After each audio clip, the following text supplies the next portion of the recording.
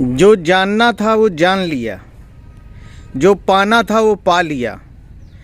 मेरी यात्रा पूरी हो चुकी है। कुछ भी जानना शेष नहीं है, कुछ भी पाना शेष नहीं है। जब तक ये शरीर है, बस कुछ उतने वर्षों का फासला है जब ये देह अपने आप छूट जाए।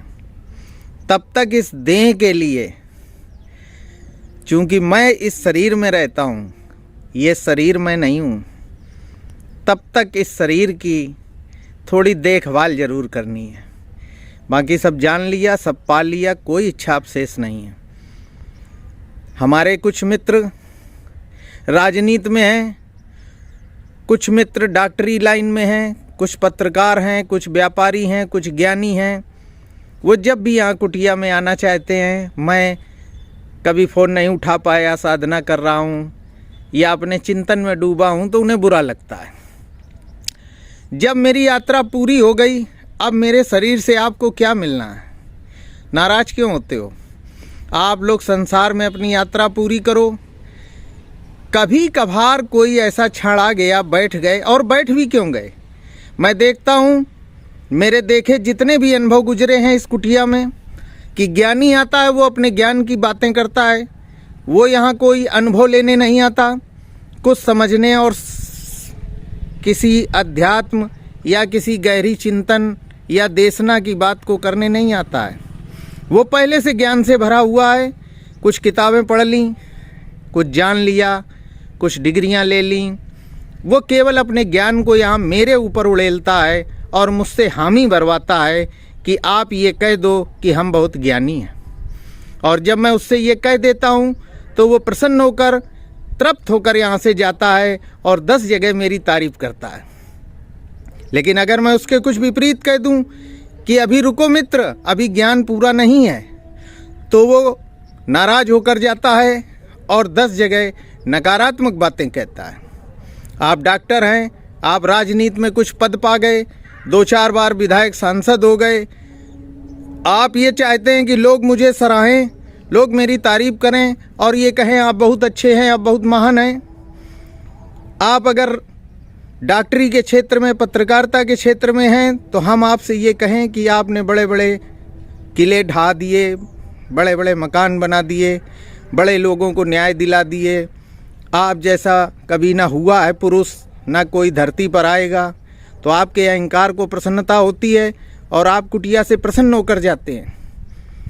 तो मैं इन संसार के तमाम तिलस्म में, संसार के झूठ फरेब की बातों में, लोगों को प्रसन्न करने के चक्कर में जो शेष समय, जो शेष फासला बचा है, उसको क्यों व्यर्थ में गंवाऊं? मैं अपनी दुनिया में मस्त हूँ। थोड़ा समय बचा है, ये देह गिर जाएगी, छूट जाएगा, और ये पंछी जो अनेक यात्राएं, अनेक जन्मों की करके आया है यहाँ तक, आगे जाएगा। मुझे इस जन्म में जो पाना था, जो जानना था, समझना था, सीखना था, मैं पूरा कर चुका हूँ। वो क्या है, वो बातों से नहीं समझा जा सकता। उसके लिए बहुत गहरी अंतर्दृष्टि चाहिए। ईश्वर की कृपा थी। मैंने संसार में राजनीति, पत्रकारिता, समाज, व्यापार, कौन सा ऐसा काम है जिन क्षेत्रों में मैं नहीं गया? और सब कुछ करने के बाद कुछ घटा होगा, कुछ हृदय के तल पर, कुछ मन के तल पर कुछ घटित हुआ होगा।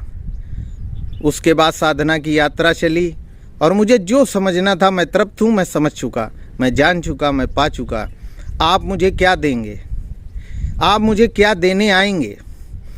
कुछ नहीं देंगे। केवल आप अपने ज्ञान, धन, पद, प्रतिष्ठा का अहंकार, उसकी बातें करने आते हैं मेरे पास और चाहते हैं मैं भी उसमें शामिल होकर आपको अच्छा कहूँ।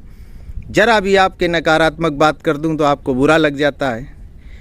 ये भी एक कारण होता है साधक एकांत में क्यों रहते हैं। आप संसार में लोगों को बताएं कि हम बहुत महान हैं, दूसरे लोग तुम्हें बताएं, तुम उनको बताओ, और यही सब संसार में होते रहता है। कोई किसी की बुराई कर रहा है, कोई किसी को अपने द्वारा मारे गए तीर, कि मैंने ये तीर मारे, तो आप मारिए तीर। सारे तीर छूट जाएं, सारे तरकश छूट जाएं, तलवारें हाथ से छूट कर गिर जाएं, ज्ञान का, धन का, पद का, प्रतिष्ठा का अहंकार उतर जाए, मन शांत हो जाए और शांति के सागर में गोते लगाना हो तो फ़ोन करना, तो कुटिया आना, अन्यथा प्लीज़ मुझसे दूर रहें और अनावश्यक नाराज़ ना हो, और हों भी तो फिर ये आपकी समस्या है। जय श्री राधे, जय श्री मनोकामनी सिद्धपीठ।